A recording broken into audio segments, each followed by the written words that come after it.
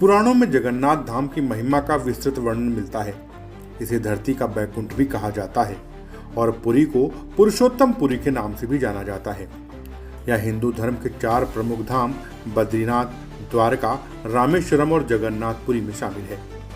इस साल जगन्नाथ रथ यात्रा की शुरुआत 27 जून 2025 से होगी और इसका समापन 5 जुलाई को होगा। हर साल यह भव्य यात्रा आषाढ़ मास के शुक्ल पक्ष की द्वितीया तिथि से आरंभ होती है। यह रथ यात्रा भगवान जगन्नाथ, उनके भाई बलभद्र और बहन सुभद्रा को समर्पित है। भगवान विष्णु ने जब अपने भक्तों के उद्धार के लिए समय समय पर विभिन्न अवतार लिए, जगन्नाथ अवतार की विशेषता यह है कि इसमें उनकी बड़ी बड़ी आंखें प्रमुख रूप से दिखाई देती हैं, ताकि वे अपने हर भक्त पर सदा दृष्टि रख सकें। इस स्वरूप से जुड़ी एक अद्भुत कथा पुरी धाम में प्रचलित है, जो अनासरा पूजा से भी जुड़ी हुई है। कहानी 16वीं शताब्दी की है। महाराष्ट्र के एक छोटे से गांव में गणपति भट्ट नाम के मूर्तिकार रहते थे।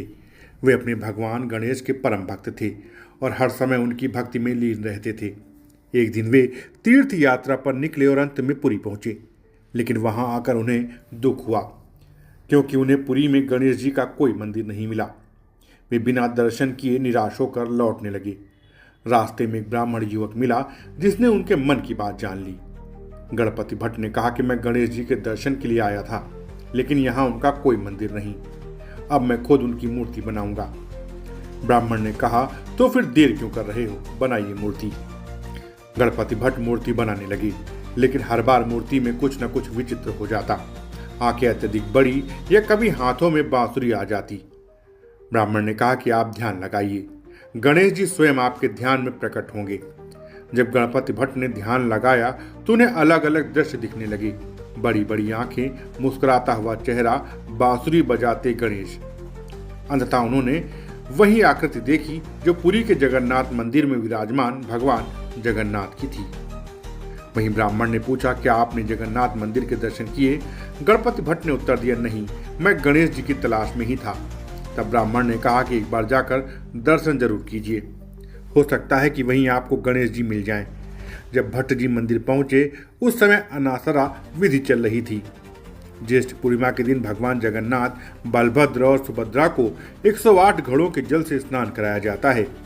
इसके बाद उन्हें विशेष वस्त्र पहनाए जाते हैं, जिससे भगवान का चेहरा हाथी की सूंड जैसा प्रतीत होता है। इसे ही गजानन वेश कहा जाता है। जैसे ही गणपति भट्ट ने गजानन वेश में भगवान जगन्नाथ को देखा, वे भाव विभोर हो गए और बोले, मेरे गणेश जी तो यही हैं। उन्हें भगवान जगन्नाथ में अपने गणेश जी के दर्शन मिल गए। जब वे पीछे मुड़े तो वह ब्राह्मण युवक गायब था। माना जाता है कि वह स्वयं भगवान जगन्नाथ ही थे, जिन्होंने अपने भक्त का भ्रम दूर करने के लिए यह रूप धारण किया।